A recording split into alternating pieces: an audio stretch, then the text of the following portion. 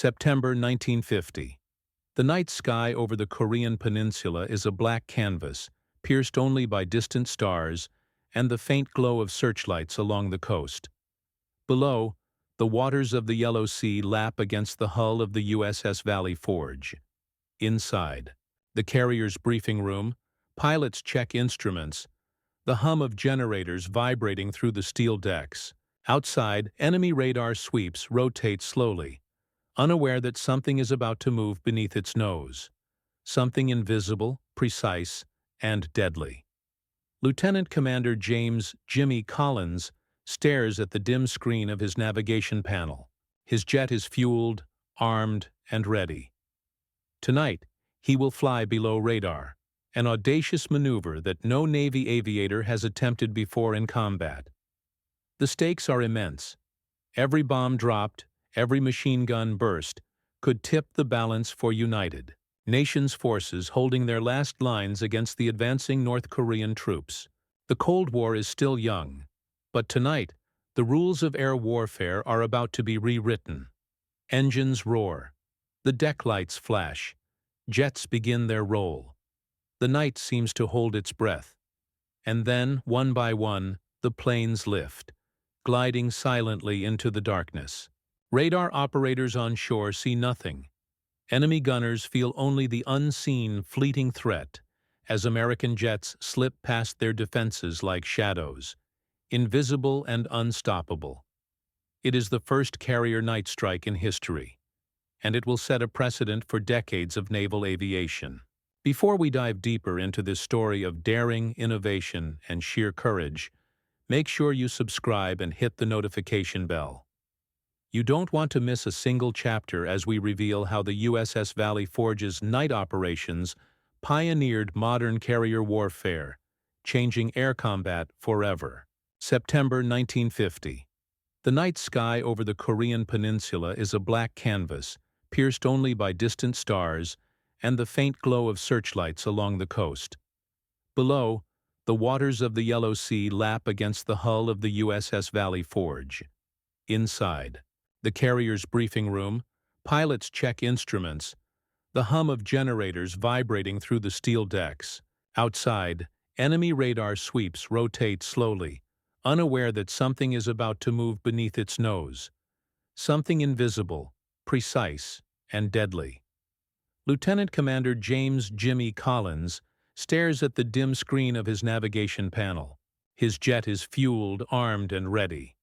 Tonight, he will fly below radar, an audacious maneuver that no Navy aviator has attempted before in combat. The stakes are immense.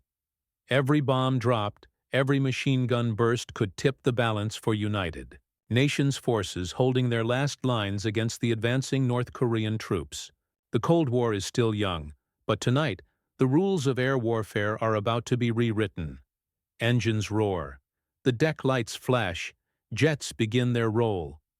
The night seems to hold its breath. And then, one by one, the planes lift, gliding silently into the darkness. Radar operators on shore see nothing. Enemy gunners feel only the unseen, fleeting threat as American jets slip past their defenses like shadows, invisible and unstoppable. It is the first carrier night strike in history, and it will set a precedent for decades of naval aviation. Before we dive deeper into this story of daring, innovation, and sheer courage, make sure you subscribe and hit the notification bell. You don't want to miss a single chapter as we reveal how the USS Valley Forge's night operations pioneered modern carrier warfare, changing air combat forever. October 1950. Darkness had swallowed the Korean coastline. The USS Valley Forge floated silently, its massive silhouette barely visible against the horizon. On the flight deck, pilots ran final checks, their breaths visible in the cold night air. For most, this would be their first mission in total darkness, navigating solely by instruments, trusting only their training and the faint glow of cockpit dials. Every move counted. Every second mattered. The first jets roared down the deck and lifted into the night, engines slicing through silence. Below, the waves shimmered faintly, betraying nothing. Radar operators in the carrier's Combat Information Center tracked their position, noting that the enemy had no warning. The North Koreans, confident in their defenses, were oblivious to the shadows moving toward them. Bridges spanning the Han River, vital supply lines, and railroad junctions. These were the targets. If destroyed, they could slow the relentless advance of the enemy. Lieutenant Collins led the flight group low, skimming the surface, each pilot a whisper in the dark. Clouds threatened to betray their presence. Gusts of wind tested their nerves, and the distant flashes of anti-aircraft guns reminded them that danger was never far. But the training, the strategy, and the silent coordination of the crew aboard the Valley Forge paid off. As the first bombs dropped, explosions erupted with violent precision. Bridges crumbled, supply trucks burned, and rail lines were torn apart. In the dark, pilots barely registered the chaos below. They had seconds to observe the damage, then pull up, evade, and return to the carrier. Success was measured not in glory, but in the mission completed, and every ton of enemy supplies destroyed brought the front line closer to halting the North Korean advance. By the end of that first night, the operation had shattered assumptions. Enemy positions that had seemed secure were now vulnerable. Pilots and crew realized the potential of night carrier strikes. No longer constrained by daylight, the USS Valley Forge could project power while remaining elusive, turning the traditional rules of aerial warfare on their head. What had begun as a daring experiment had become a decisive tool, a glimpse into the future of naval aviation. November 1950. The nights over Korea had grown longer, colder, and deadlier. The USS Valley Forge was no longer an experiment in night operations. It had become a weapon of precision, a phantom menace the enemy could not see coming. Pilots reviewed intelligence briefings in dimly lit rooms, tracing every road, bridge, and supply depot they might strike. Every detail mattered. A single miscalculation could mean disaster. Lieutenant Commander Harris led his squadron into enemy airspace, weaving through hills and valleys under the cover of darkness. The faint glint of moonlight on the Han River was the only guide as he counted each second, measuring altitude and speed with instruments alone. Below, North Korean convoys moved steadily, unaware that the sky above them held hunters. The roar of jet engines cut the silence, and for a few heartbeats, every man in the cockpit felt the same mixture of fear and focus, aware that one mistake could be fatal. The first wave struck with devastating efficiency. Bridges were leveled, ammunition depots obliterated, and convoys scattered in panic. Pilots had no time to celebrate. They banked sharply, dodging anti-aircraft fire, their eyes scanning for the next target. From the carrier, radar operators followed every movement, coordinating strikes, ensuring no plane was left behind. Night had become their ally and their adversary, offering cover but concealing dangers just as easily. By the fourth sortie of the night, it was clear. These missions were rewriting the rules of war. Enemy commanders, accustomed to daytime attacks, were now forced to anticipate a strike in total darkness. Convoys slowed, bridges were fortified, and anti-aircraft crews scrambled to adapt. But it was too late. The USS Valley Forge had already demonstrated the lethal combination of surprise, technology, and strategy. On the flight deck after returning, pilots removed helmets and masks, faces slick with sweat, breaths heavy. They had survived the night, but each sortie reminded them of the razor-thin line between success and catastrophe.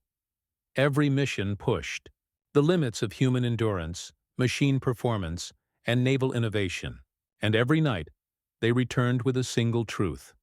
The USS Valley Forge was no longer just a ship.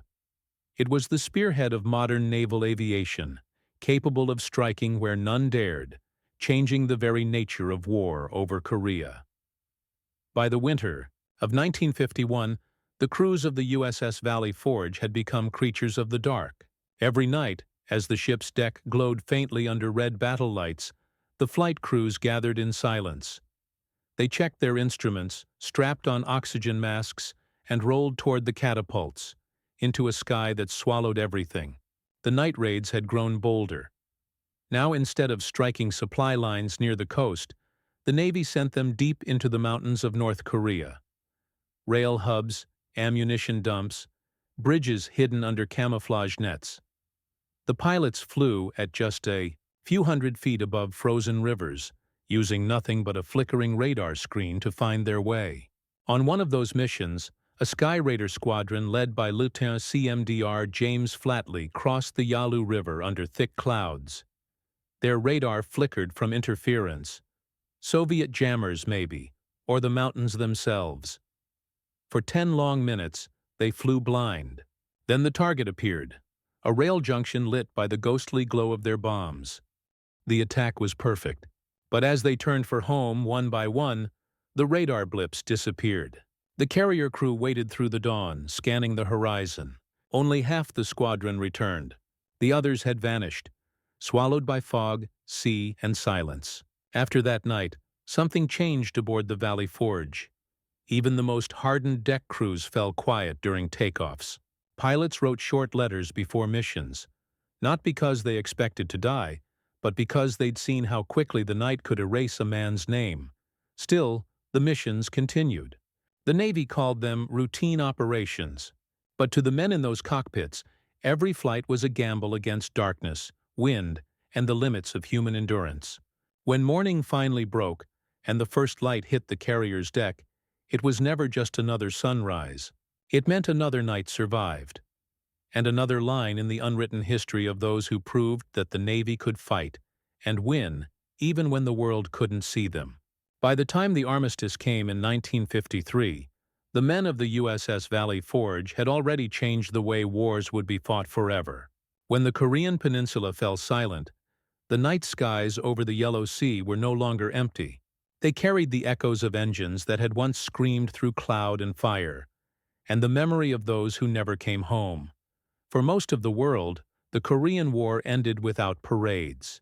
It was called the Forgotten War, overshadowed by the global conflicts before it and the Cold War that followed. But for the Navy pilots who had flown in the dark, it was unforgettable. Every mission, every deck launch, every desperate radio call had carved a new chapter in aviation history. Before Korea, the idea of flying a combat jet off a carrier at night was unthinkable. The technology wasn't ready. The doctrine didn't exist. The radar was unreliable. Even landing in daylight was hard enough.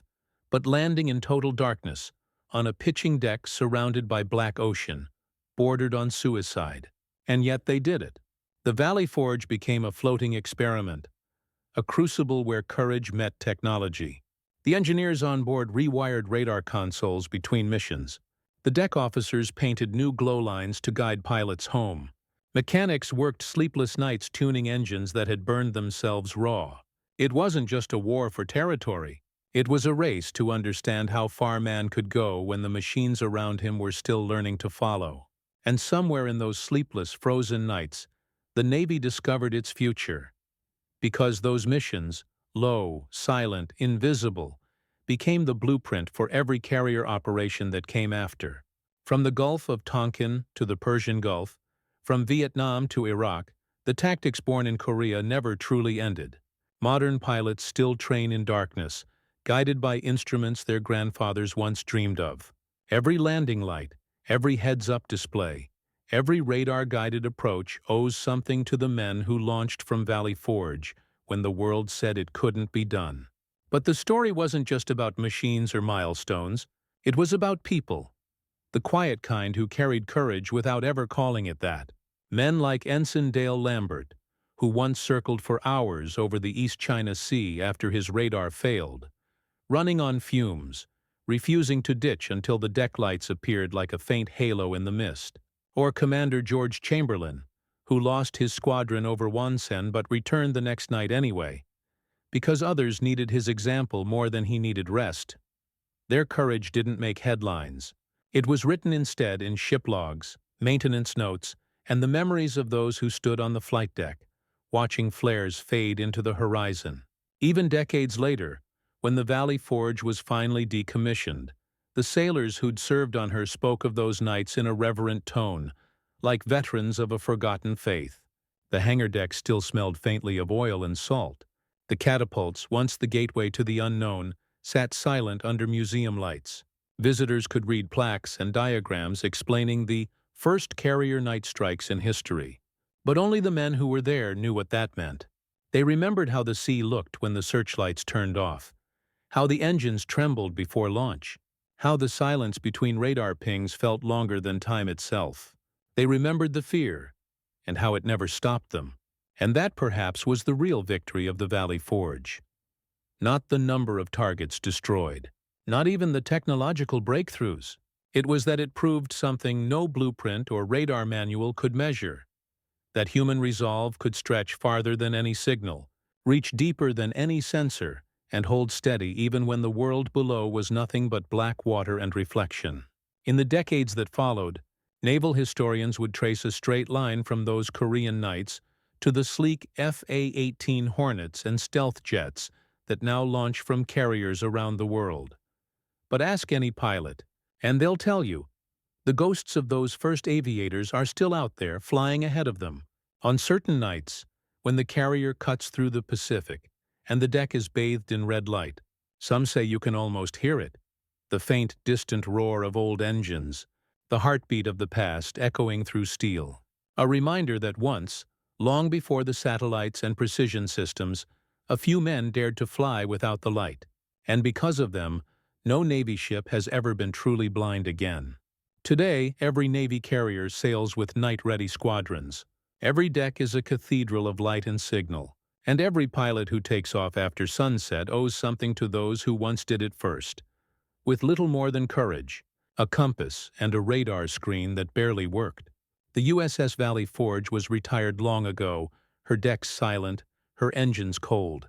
But her legacy still moves, not through metal or machines, but through the men and women who keep flying through the dark.